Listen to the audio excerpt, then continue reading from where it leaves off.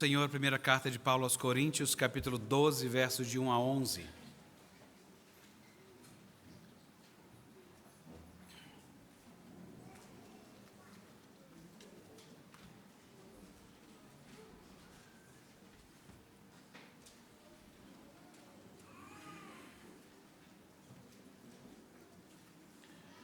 Acompanhe com os olhos a leitura que eu farei. A palavra de Deus diz assim: A respeito dos dons espirituais, não quero, irmãos, que sejais ignorantes. Sabeis que outrora, quando éreis gentios, deixáveis conduzir-vos aos ídolos mudos, segundo éreis guiados? Por isso faço-vos compreender que ninguém que fala pelo Espírito de Deus afirma anátema Jesus. Por outro lado, ninguém pode dizer Senhor Jesus, senão pelo Espírito Santo. Ora, os dons são diversos, mas o Espírito é o mesmo. E também há diversidade nos serviços, mas o Senhor é o mesmo. E há diversidade nos resultados, mas o mesmo Deus é quem opera tudo em todos. A manifestação do Espírito é concedida a cada um, visando um fim proveitoso. Porque a um é dada mediante o Espírito a palavra da sabedoria, e a outro, segundo o mesmo Espírito, a palavra do conhecimento, a outro, no mesmo Espírito, a fé, e a outro, no mesmo Espírito, dons de curar, a outro, operações de milagres, a outro, profecia, a outro, discernimento de espíritos, a um, variedade de línguas, e a outro, capacidade para interpretá-las. Mas um só e o mesmo Espírito realiza todas estas coisas, distribuindo-as como lhe apraz, a cada um, individualmente. Vamos falar com o nosso Deus uma vez mais?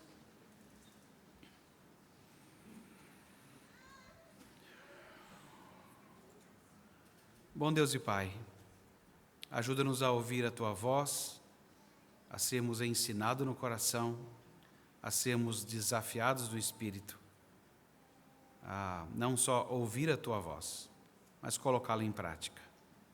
Nós rogamos assim no nome de Jesus. Amém.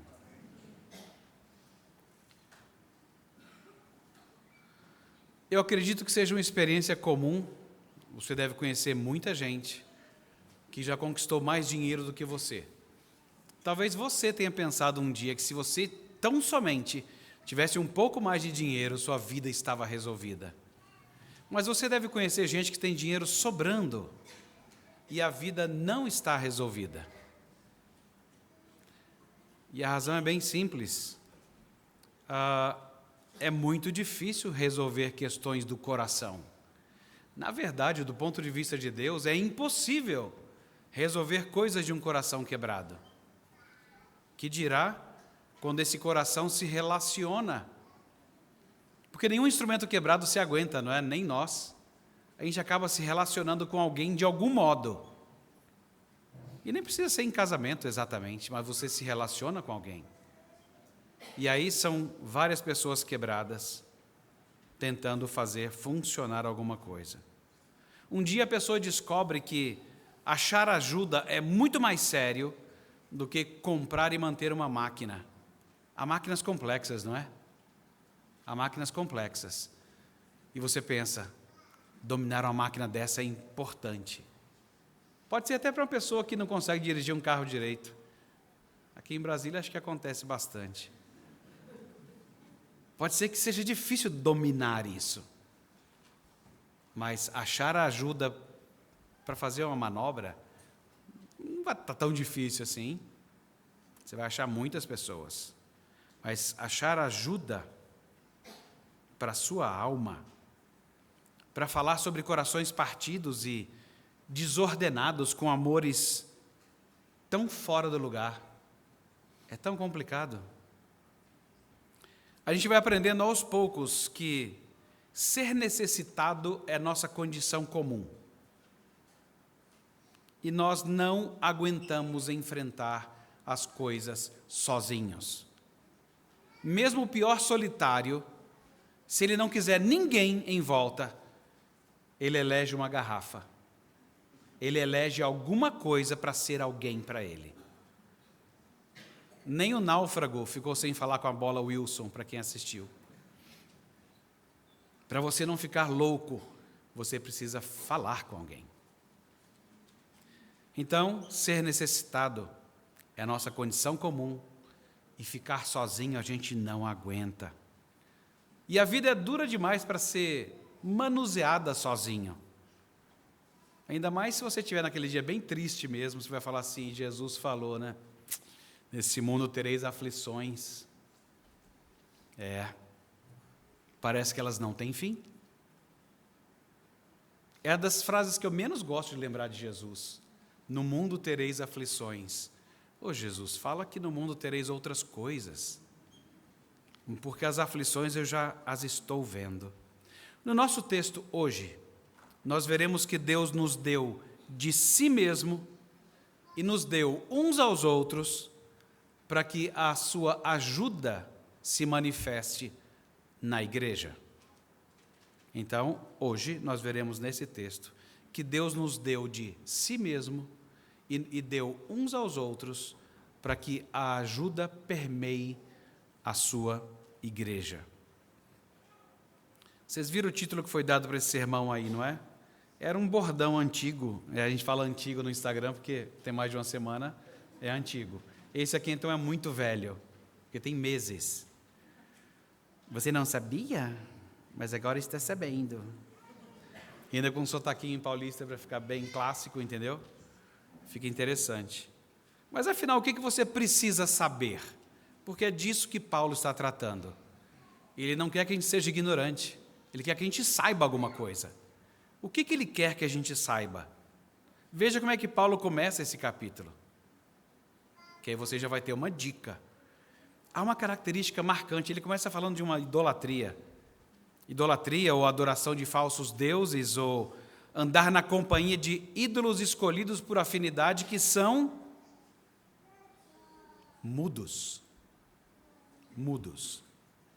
Aliás, essa questão de ser mudo é um caminho antigo já registrado em Gênesis, quando acontece a história de Caim. Eu ainda prefiro a versão em hebraico do que a versão em grego da Septuaginta, porque a nossa tradução acabou pegando um pedacinho da Septuaginta. Quando Caim fala para Abel assim, na nossa versão está, vamos ao campo. E aí chegando no campo ele não fala nada e vai e o mata. A versão em hebraico é assim, e disse Caim a Abel, nada. Ele não diz nada. Simplesmente chega no campo e o mata. Quando você fica mudo, é das condições que você tem mais raiva. Pelo menos eu sou assim, quanto mais quieto, mais raiva. Embora tenha pessoas que quanto mais... a raiva parece aparecer de outro jeito. Mas tem outro jeito de sentir raiva, né? Que é ficando mudo, que vai culminar numa morte. É quando você não quer falar. E pensar que Deus criou tudo pelo poder da fala, quando você não quer falar, é porque você não quer manifestação de existência. Os ídolos são mudos e é um caminho antigo. O caminho da não fala é um caminho de idolatria e ela gera morte. Pode ser da própria pessoa, pode ser a morte de outros. O Salmo 115, verso 8, já advertia que tornam-se semelhantes aos ídolos aqueles que os seguem. Dentre outras coisas, os ídolos são mudos. Mas como é que alguém é guiado pela mudez? Como que alguém é guiado pela mudez? Se os ídolos não falam, o que ouvem aqueles que os seguem? Eles ouvem a si mesmos. E a todos que concordarem com seus pensamentos, independentes de Deus. Gente, a coisa mais deliciosa é falar com um ídolo, porque ele não ouve, então você se ouve, e fala assim, ídolo, eu estou passando por uma grande dificuldade. Eu quase me abraço nessa hora, falando assim, que dó de você. É mesmo, você está passando. Jamais o ídolo vai dizer assim, mas você viu que você aprontou e a culpa é sua, não é? O ídolo não vai dizer isso. Ele é mudo. E você vai ficar ouvindo o que você quer. Os discípulos de Jesus, nós não fomos chamados assim. E é este o contraste que Paulo faz aqui nesse trecho. Por isso que ele destaca a mudez do ídolo. Porque nós, como discípulos de Cristo, nós somos chamados para ser parte da família de Deus. Nós somos colocados no corpo de Cristo e edificados pelos dons para aperfeiçoamento e desempenho. E a família de Deus, o corpo de Cristo, é esse espaço no qual ele concedeu dons, que eu vou chamar de presentes, para que funcionasse bem e trouxesse alegria. Acho que essa seria a característica mais marcante que qualquer cristão deveria ser identificado em todo canto. Falar, rapaz, crente é coisa interessante. Eu sei que está uma miséria a vida dele, mas ele é um tipo alegre. Ele é um tipo alegre. Não estou falando do alegre, bobo alegre, não. Bobo alegre é insuportável em qualquer situação. Estou falando de alegre. É uma estabilidade de que eu não sei por que está acontecendo o que está acontecendo, não estou gostando do que está acontecendo, mas eu tenho tanta tranquilidade que Deus sabe e Ele está no controle, que isso acalma e traz uma alegria que não dá para explicar. O teste mais básico sempre foi esse que ele colocou no verso 3. Confessar o senhorio de Cristo. Quem confessa que Jesus Cristo é o seu Senhor, só pode fazê-lo pela ação do Espírito Santo. Porque uma pessoa morta nos seus pecados, ela não tem como escolher a salvação. Aliás, houve até um caso interessante. Um dia João chamou a atenção de Jesus para alguma coisa. Ele chegou e falou assim, Jesus, tem um pessoal aí que ele não segue com a gente, eles estão expulsando demônio. Eu fui lá e proibi porque eles não seguiam com a gente. Eles não são presbiterianos como nós. E Jesus disse para ele, não proíbam, porque ninguém há que faça milagre em meu nome e logo a seguir possa falar mal de mim.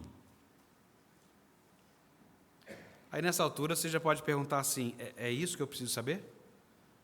Que eu não estou sabendo? Não. Quer dizer, isso sobre ídolos mudos e o senhorio de Cristo reconhecido na confissão, isso é importante de saber, mas não é o principal. Lembra, nós vamos ver que Deus deu-se a si mesmo e deu uns aos outros para que a ajuda permeie a sua igreja. Porque existem muitas propostas e eu agora aqui só dá para imaginar, porque nós não temos qual foi o problema. O que aconteceu? O que escreveram para Paulo para ele tratar desse assunto agora? Nós já sabemos de vários problemas na igreja de Corinto. Mas o que especificamente acontecia? Poderia ser que, pelo jeito, alguns estavam muito orgulhosos dos seus dons, alguns estavam desprezando os outros por causa de dons que consideravam mais importantes, e assim se assemelhavam até aos ímpios. Só que as pessoas sem Deus, ou seguindo Deus de um modo, do nosso ponto de vista, equivocado, deuses concorrentes. Há vários deuses concorrentes para tudo. Tem um Deus ou um santo para curar, tem um Deus ou um santo para a fé, tem um Deus ou um santo para a palavra de sabedoria, tem um Deus ou um santo para qualquer coisa. E Paulo está dando um redondo, não é assim. Tudo vem de Deus e Ele distribui a todos os crentes da sua família como Ele quer. O principal, e então perceba o contraste com o ídolo mudo, é que Ele faz tudo mediante a sua palavra. Ele faz tudo mediante a sua palavra. Pode dar uma lida na lista. Os dons citados nesse capítulo, todos necessitam da palavra. E isso é muito diferente dos ídolos mudos.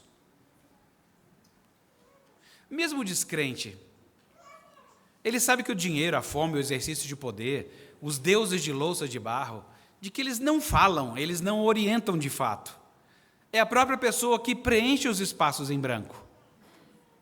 Mas Deus, com ele, é diferente. Ele continua a falar por meio da sua palavra. E é essa palavra que é usada em todas as situações necessárias para o crescimento da sua igreja. E a igreja caminha dessa forma. É por isso que na igreja vai ter sempre um crente para, em meio a uma discussão, trazer uma palavra de sabedoria. Alguém moldado pela palavra de Deus que pensa o assunto do ponto de vista de reconciliação com Deus, da oferta do Evangelho, da necessidade de edificação, ou dos limites que Deus impôs à própria liderança. Sempre tem um crente, que aliás é nessa hora, quando a gente está bravo, brigando, que a gente não gosta, fala assim, lá vem você com Bíblia. Não é assim? Na hora de ficar bravo, a gente rejeita, inclusive, a palavra de Deus como está. Lá vem você dizendo que eu tenho que amar meu irmão. Tem hora que é bem chato ser lembrado disso. Porque o nosso esforço não é de reconciliação. Nosso esforço não é de amor. Mas sempre tem um crente com conhecimento aplicado das Escrituras, apontando relações, apontando necessidades, apontando o caminho mais adequado. Sempre tem um crente que, a despeito das dificuldades do caminho, ele tem mais confiança na manifestação de Deus, se não agora, na vida vindoura. Sabe aquele cara que não desiste, aquela mulher que não desiste? As coisas estão dando muito errado. Ela fala assim, eu sei, meu filho, as coisas estão muito difíceis mesmo e são muito tristes. Mas sabe de uma coisa? Haverá novos céus e nova terra. Aí você fala assim, que droga! Eu queria agora. Às vezes agora não tem. E o que você faz quando não tem agora?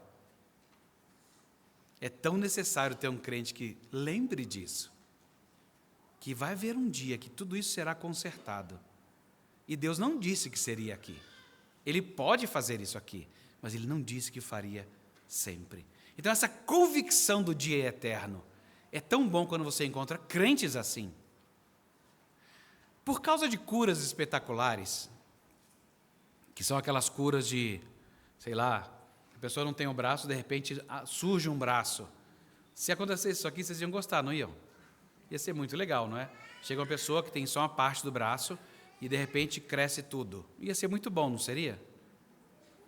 Eu nem peço para Deus assim, falo assim, Deus, eu queria fazer um sinal desse só para a igreja ver que o Senhor é verdadeiro. Porque eu já sei que eu vou tomar um pito de Deus. Porque para dizer que Deus é verdadeiro, Ele já fez o que Ele tinha que fazer. Não tem nada extra, especialmente dessas curas, que vá fazer Deus mais verdadeiro. No entanto, por causa das curas espetaculares desse tipo, muitos crentes têm recrudescido, encolhido a mão, encolhido o coração e a boca. Ainda mais depois que inventaram o emoji da oração, virou inferno. Você não precisa nem falar nada. Mete um ícone e pronto. Então, às vezes, em lugar de você ficou sabendo de alguma coisa, gente, que horror. Taca lá uma mãozinha e vai dar tudo certo. Talvez até você durma em paz. Eu espero que seu sono seja um horror. Sinceramente, eu espero que ele seja um horror. Eu espero que você pegue o telefone, ligue para aquela pessoa, ou vá falar com aquela pessoa em viva voz. Pode ser uma gravação de WhatsApp, eu vou conceder isso para os brasilienses. Pode ser uma gravação de WhatsApp, mas voz, alguém, alguma coisa. Por causa dessas curas espetaculares, a gente recrudesceu a boca. Mas a igreja foi projetada por Deus para ser do tipo uns aos outros. Para isso é necessário enxergar as pessoas e falar com elas. Sabe, o que eu vou dizer agora é sensível, e eu espero que vocês não fiquem sensibilizados. É sensível sim, para quem é mimimi, entendeu? Então, se você ficar sensível, nem fala nada, só fala comigo, eu sou mimimi. Mas assim, de vez em quando eu fico olhando, porque tem gente que tem muita pressa de ir embora depois do culto, por exemplo. Então, para ninguém ficar ferido, eu vou dizer, gente, é compreensível. É compreensível. Sempre há boas razões, sempre. Sempre há boas razões, e que eu não preciso nem explicar para o senhor, pastor. Entendeu? Ficar na sua. Falei assim, não, eu sei bem meu lugar. Eu não posso constranger a consciência de ninguém. Mas é que, como pastor, eu também sei que existem boas razões e existem más razões. O corpo de Cristo, às vezes, padece de dores de verdade, e muito sofrimento, porque tem escolhido sofrer e ter dores de modo isolado. Ou você achava que a sua igreja é você e a sua casa? Tem gente que acha isso, né? Então, se dá mais do que satisfeito de ter você e a sua casa. Esse projeto não é bem o de Deus. Você e a sua casa são muito importantes, mas esse não é o projeto inteiro. Às vezes, nós estamos escolhendo ter dores e sofrimento porque nós queremos ficar isolados. Há muito bálsamo, há muita cura e restauração em palavras ditas ao seu tempo. É o que o livro de Sabedoria em Provérbios diz. Palavras ditas ao seu tempo são um bálsamo. Mas se a gente correr, não tem palavra entre nós. Não tendo palavras entre nós, não tem bálsamo. Não tendo bálsamo, permanece a dor e o sofrimento. Da mesma forma, milagres. A gente se acostumou com esse mundo quebrado e nós pedimos uma ação sobrenatural de Deus. Eu não quero nada sobrenatural atualmente. Eu quero que Deus restaure o natural. Porque o que nós estamos vivendo é supranatural. Às vezes é antinatural.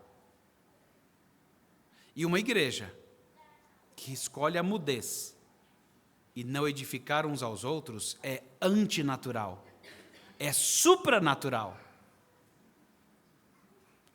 E é possível que alguns milagres não estejam acontecendo porque nós não temos boca. Só tem um lugar no qual Deus diz que nós poderemos ter uma vida boa. É com e na sua palavra. E nenhum outro lugar.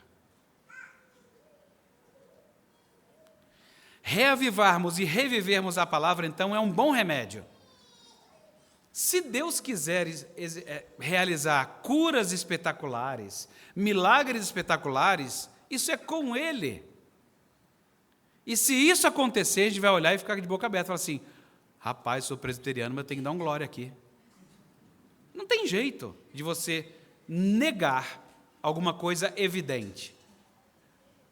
Dons espetaculares, eles serão autoevidentes. E não há quem consiga barrar isso. Então, não se preocupem com as curas e os milagres espetaculares. Mas preocupem-se que algumas curas e milagres não estão acontecendo por causa da nossa mudez. A profecia, o discernimento de espírito, as línguas, tudo depende da palavra, de como você vai interpretar o que está acontecendo com a palavra revelada de Deus. Só existe uma palavra revelada, e o dom não é uma palavra revelada. Eu tenho o dom de pastor, e por causa disso vocês me ouvem como, falando da cátedra, como palavra infalível? Vocês não são loucos? Eu tenho o dom de pastor, mas vocês não recebem o que eu falo de modo infalível e nem devem. Vocês ouvem e comparam com a palavra. Ela é quem nos guia e afirma o que é certo e o que é errado. O exercício de um dom, ele não é infalível. Apenas a palavra inscriturada de Deus, a Bíblia, ela é inerrante e infalível. Eu imagino que lá em Corinto devia estar rolando essas coisas. O cara chega com tanta confiança que ele tem uma palavra de discernimento e conhecimento que soa como, sabe, um trem infalível. Eu falei, rapaz, olha só. Olha como é que ele fala, olha como é que ela fala. E aí você recebe como palavra infalível e fala assim, não. O que vocês acham que Deus queria dos coríntios e para os coríntios, ao contar para eles que Ele é a fonte de todos os dons, de todos os presentes? Afinal, eu preciso saber disso para saber o que você acha que Deus quer de você e para você. Eu pergunto isso porque ainda tem cristãos que entendem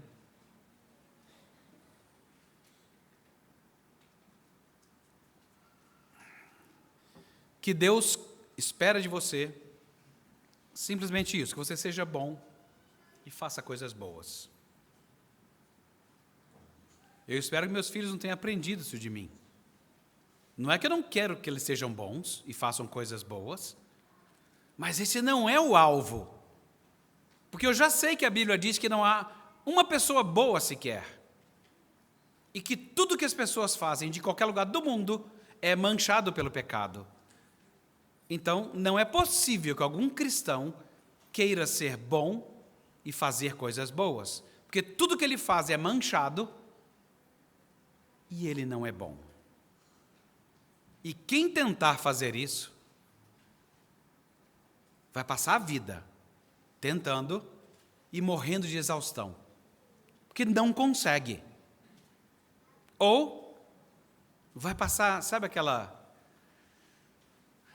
foi Chiclete com Banana? Não, foi Diário de um Banana. Chiclete com Banana é conjunto, né? Diário de um Banana, livro. Diário de um Banana, o que eu achava mais legal é que ele tentava passar assim, o irmão dele mais velho falava assim: não se oferece para nada, não levanta a mão, não aparece, não seja visto, não seja percebido, e você vai passar incólume pela escola. Caso contrário, sua vida vai ser um inferno. Eu acho que alguns crentes acreditam nisso, e então já perceberam que esse negócio de ser bom e fazer coisas boas está meio difícil, então eles passam a vida de cabeça baixa, tentando não ser notado, nem por Deus, nem pelas pessoas, porque eles desistiram da impossível tarefa de serem bons e fazerem o bem o tempo todo. Então a melhor coisa é ficar quieto, tenta passar desapercebido, por favor que ninguém me note. E pode ter outros ainda que vão se convencer de que tudo que Deus espera é só que você faça um balanço, entendeu? Que a balança do lado bom seja maior ou mais pesada do que a balança do lado mal. Que Deus está só dando a balançada nas coisas, entendeu?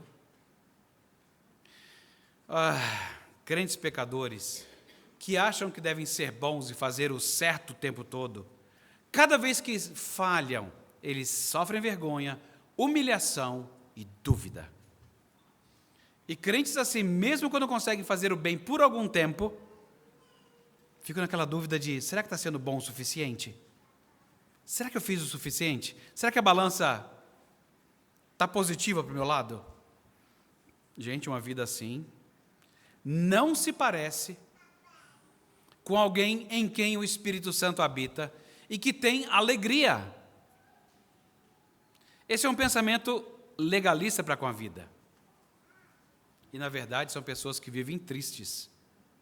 Sabe, esse tipo de vida em que a pessoa, tudo que ela faz é baixar novos aplicativos de calendário para ficar marcando mais um dia.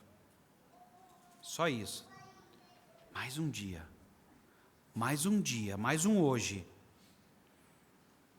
Mais um hoje. Até que tudo acabe. Meu Deus, esse calendário não acaba. Aí, virada do ano, outro calendário, mais um dia, até que tudo acabe. E a sua vida é só marcar o dia e virar o dia. Marcar o dia, virar o dia. Eu acredito que pessoas que vivem assim, elas possuem um senso muito claro de pecaminosidade e um senso profundo de inutilidade. E até imagino que as pessoas se perguntem assim: para quê que eu vou tentar ser bom, se eu já sei que não vou conseguir? Eu não vou ter sucesso nisso, então eu só espero que o dia acabe. e eu possa virar a folhinha do calendário. Apenas mantenha a cabeça baixa. Tenta ficar fora do radar. Não chame atenção, não tente nada novo, não se ofereça para nada.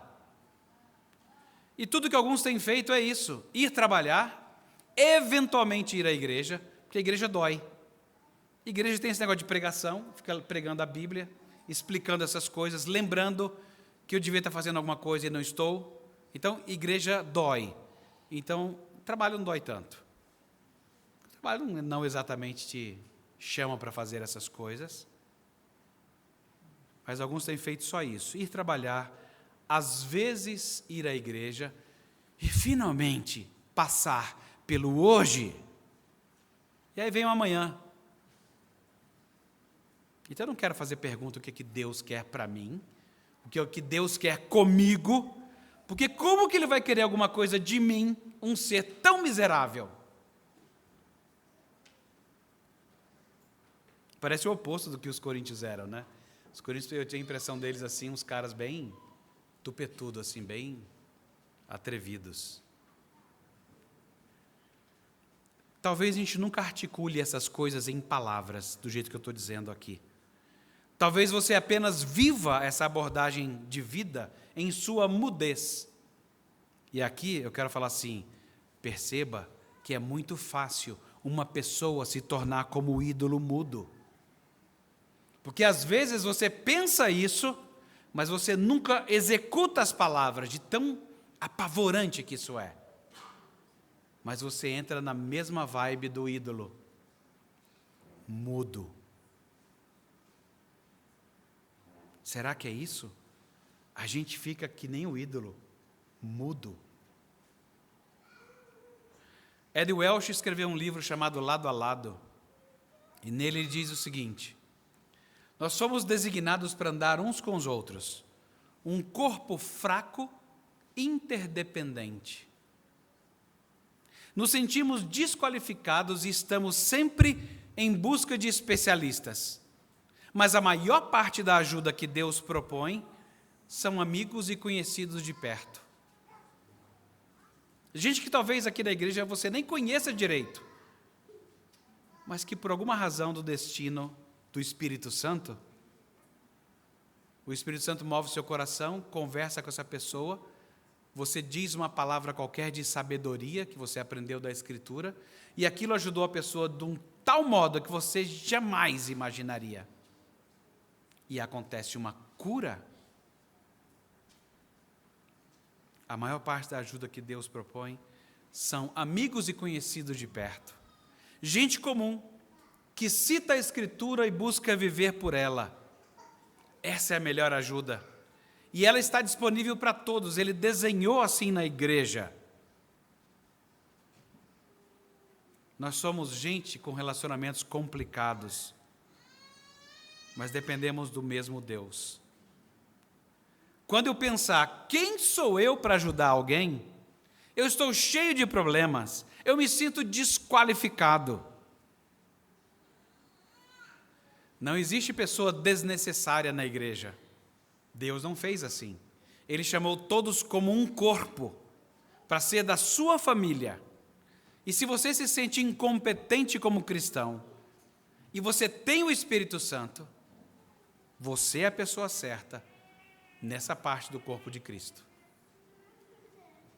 Se você está dando ouvido a outra coisa, é algum ídolo, ou você mesmo, ou alguém que está te convencendo de que você é de fato um traste.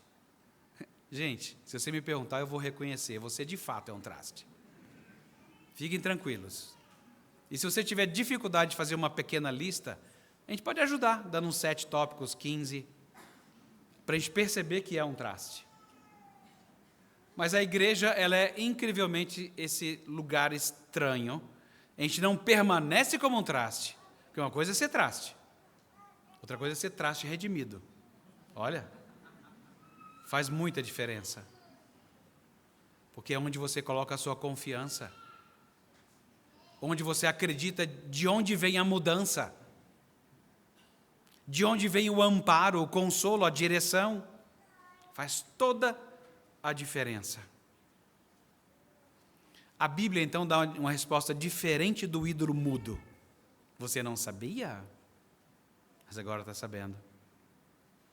Claro que Deus espera que você faça o bem. Deus espera que você seja bom como Ele. Ser santo como Ele é santo. Mas não é isso que Ele requer de nós primariamente. Na verdade, não é mesmo a primeira coisa que Ele quer de nós. Se você se lembrar de algumas sequências, vai ser fácil você recordar isso. Lembra da lista dos 10 mandamentos? Pensa nos primeiros 4.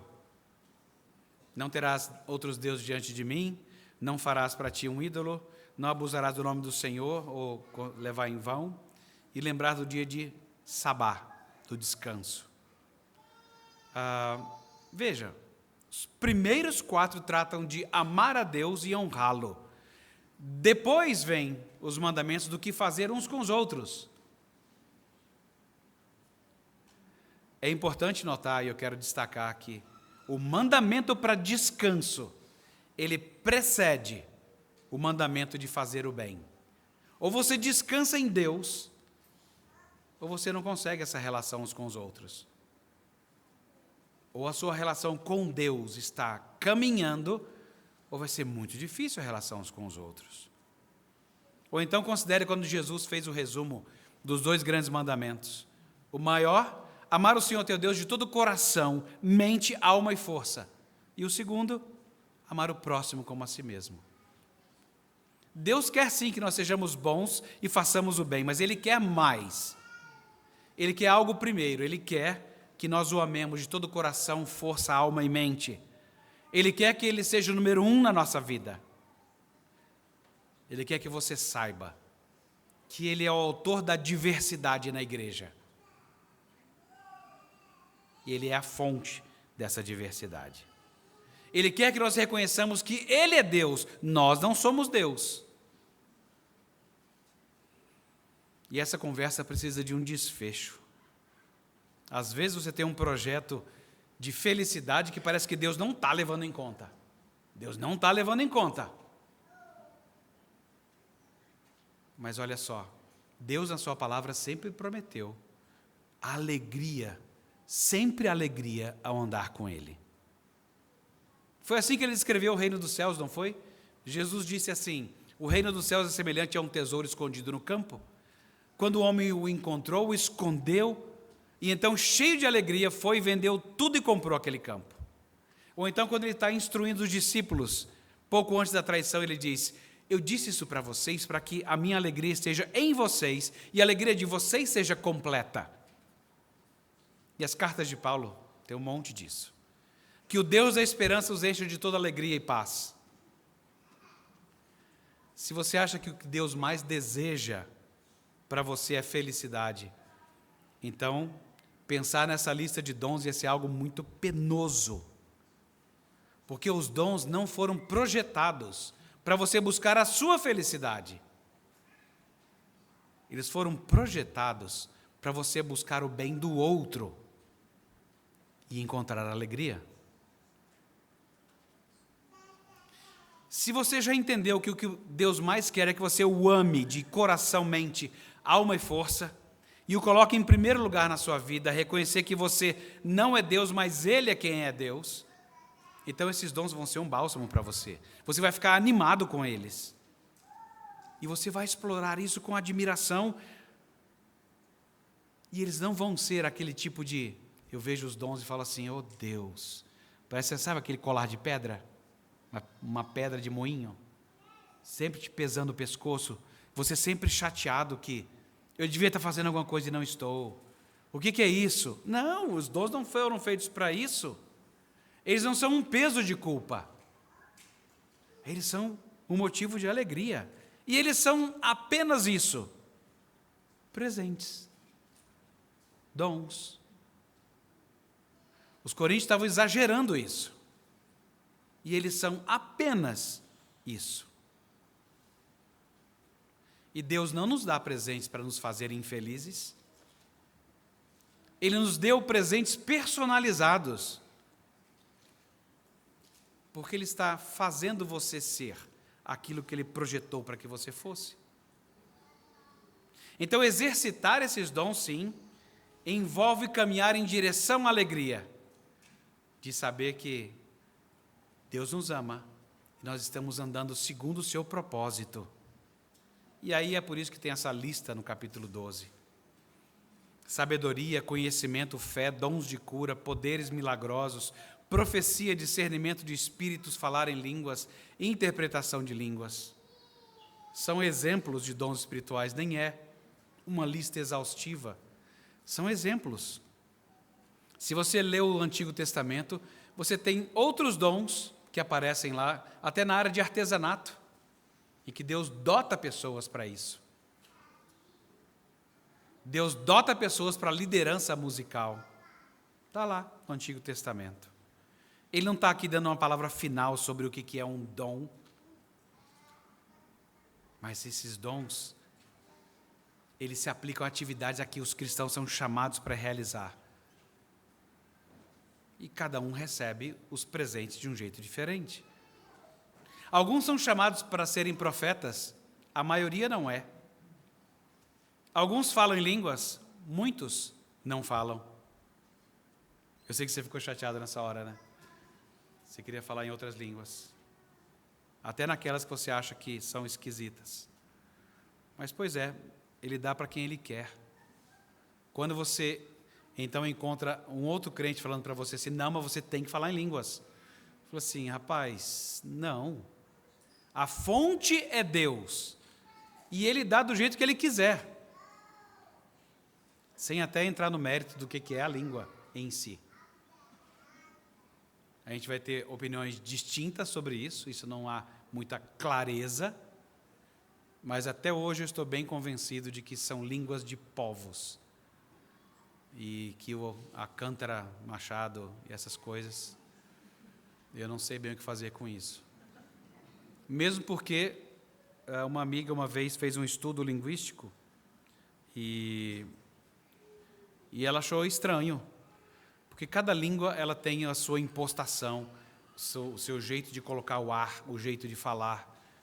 Por isso que é sempre fácil saber que um brasileiro está falando outra língua, porque o brasileiro geralmente é preguiçoso para mudar a impostação da fala. Então você fala como se estivesse falando português, só que falando em outra língua. Como africanos fazem, como japoneses fazem, como coreanos fazem. Então, você tenta falar outra língua, mas usando a impostação da sua. Fica bem difícil a vida. Então, existem outras coisas que precisam ser mudadas. Mas, vai ter gente que vai achar que são línguas espirituais diferentes. Para mim não faz muita diferença se é coisa de anjo ou língua de gente. O fato é uma língua, e se diz que tem que ser interpretada, ela tem que ser entendida. Se ela tem que ser entendida, entra no mesmo critério de qualquer língua. Então, estou pouco me importando se alguém vai levantar aqui e falar. Eu lembro uma vez pregando numa congregação, em Santo André, estava lá pregando todo feliz, aí uma mulher levanta e começou a falar em língua. Eu tomei um susto, não estava acostumado. Só tomei um susto, foi só, sabe aquele susto que geralmente eu consigo fazer cara de pôquer a maioria das vezes. Mas dessa vez acho que eu fiz assim deu uma virada assim meio forte, né? Olhei para ela, ela fez assim e sentou. Eu falei assim, Espírito Santo com medo de mim? Não. Aí eu vi que era safadeza. Porque Espírito Santo com medo de mim não está certo. O Espírito Santo vai me peitar, atropelar, passar por cima e acabou. E eu que resolvo o problema depois. Mas foi o único caso em que aconteceu isso. Mas seja lá o que fosse, ela estaria fora de ordem se alguém não interpretasse. Então ela estaria errada de dois jeitos. Ou por ela ter ficado com vergonha e sentado, ou se ninguém tivesse interpretado. E pior, se tivesse interpretado e fosse algo diferente da Escritura. Ou se fosse algo igual está na Escritura, aí a gente teria mais trabalho. Mas eu ficaria pensando assim, por que Paulo insiste em palavras que sejam claras para todos entenderem e não palavras obscuras? Por que eu vou dizer a mesma coisa de um modo obscuro? De um modo ou de outro as coisas vão ficar complicadas. Bom, os dons eles sempre vêm com um propósito. para que eles cumpram a sua função no corpo de Cristo. Isso é o que diferencia dons do Espírito do fruto do Espírito. Fruto do Espírito, amor, alegria, paz, paciência, etc, etc. Os frutos do Espírito, eles são atributos do nosso caráter, que o Espírito Santo está trabalhando em nós, fazendo crescer em todos nós. Então, não vem você falar assim, pastor, esse negócio do fruto do Espírito aí, esse negócio de paciência, não é bem o meu fruto, entendeu? É porque eu sou muito impaciente, então eu acho que o Espírito Santo não me deu esse negócio de paciência. Talvez alguns de vocês sejam convencidos disso. Então você está numa grande bobagem pessoal, ouvindo a si mesmo. Vai acabar ficando que nem ídolo, mudo. Não, não, não. Fruto do Espírito, ele faz crescer em todos nós. Se você é impaciente, é hora de confessar o seu pecado e ver Deus trabalhar na sua vida. Porque enquanto você não considerar pecado e perceber que precisa de mais trabalho, tem alguma coisa faltando aí. Eu não quero que você fique... nós todos somos impacientes de alguma medida, mas nem isso nos dá o privilégio de falar assim, um pouquinho de impaciência, né? Danai, quem não, né? Pouquinho, né? Então, toda vez que for um pouquinho, é isso que eu acho mais legal no casamento, viu, dona Beth? É que assim, quando o marido acha que já melhorou bastante, e ele começa a puxar então do pacote, falando assim, peraí, você que tem uma memória boa, eu tenho um histórico aqui, eu era assim, assim, assim, e hoje eu estou bem melhor. A gente adoraria fazer isso, adoraria? E eu não morro de medo de fazer isso, porque eu sei que ela vai falar assim, mas falta isso, isso, isso. A auxiliadora foi dada por Deus para isso, para quando você achar que já está bem, ela vai te lembrar que falta um bocado ainda. E a vida é assim. E é uma bênção isso, para que você não se paute por menos do que isso.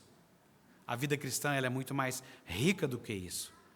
Se você pertence a Cristo, você tem um dom, provavelmente até mais de um.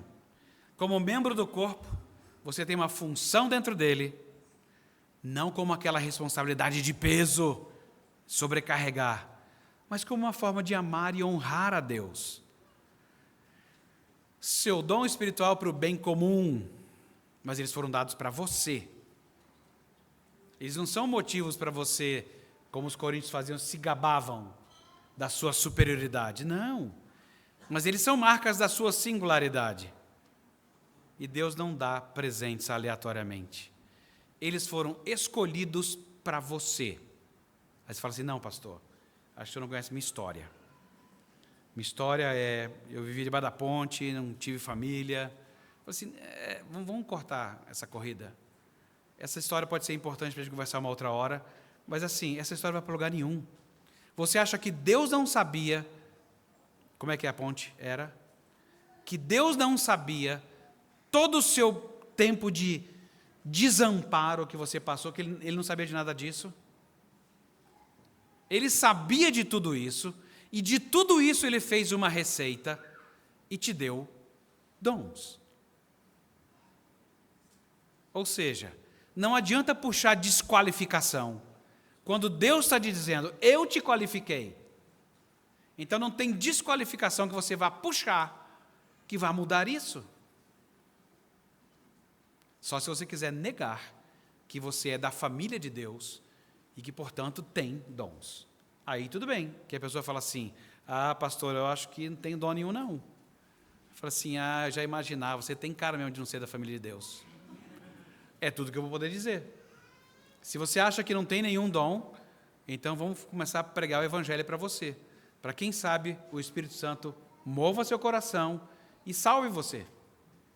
Porque você deve ser uma pessoa não salva por Cristo. É a única condição de você não ter um dom. Ele já sabia quais atributos seriam escritos no seu DNA.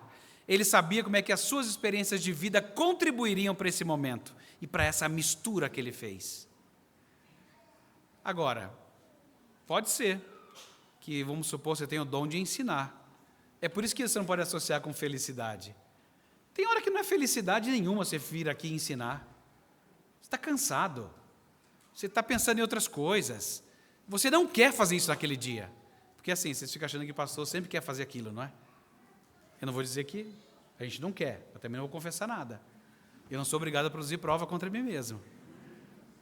Mas nenhum crente tem vontade de fazer as coisas o tempo inteiro, ou tem aquela felicidade, estou ensinando, aquela alegria.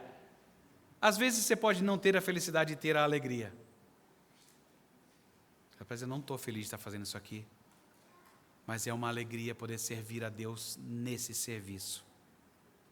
Pode ser que o dom nem sempre te deixe feliz. Você está realizando tarefas que ninguém quer realizar. Às vezes você não vai receber nem elogio nem agradecimento, mas à medida que você usa o seu dom, alguma coisa acontece que Deus coloca alegria em você, e você tem muito prazer em fazer aquilo. Gente, Jesus também ficou mudo em certo momento. Ele também ficou mudo. Mas ele ficou mudo contra ele mesmo. No momento de ser levado para a injustiça, ele foi como cordeiro que não abre a sua boca, para que a injustiça o punisse e para que o Deus verdadeiro o punisse. E assim ele pagasse o preço pelos nossos pecados. Ele ficou mudo para que a gente pudesse confessar que Ele é Senhor. Ele é o maior argumento de Deus. Ele é a palavra encarnada. É por isso que eu tenho que ouvir tudo que Jesus tem para dizer e fazer tudo que Ele providenciou para que fizéssemos na sua palavra. E para regular tudo isso, o jeito com que eu faço, você faz, nós fazemos as coisas. Jesus, Ele é o maior presente. Ele é a sabedoria jamais vista, o conhecimento perfeito de todas as coisas. Ele é a pessoa esperada pela fé, que muitos creram sem nunca tê-lo visto. O maior milagre foi Ele ter chamado a você e a mim, gente que não merecia isso. Isso foi um grande milagre. Ele é o espírito da profecia. É Ele quem discerne todas as coisas. E é Ele quem tem chamado cada pessoa de toda tribo, língua e nação. Jesus se fez fraco antes que nós fôssemos fracos. Ele vem para servir e não para ser servido. Ele sabe o que é padecer. E ao recebê-lo como seu Senhor, você vai perceber que a sua necessidade qualifica você a ajudar outros.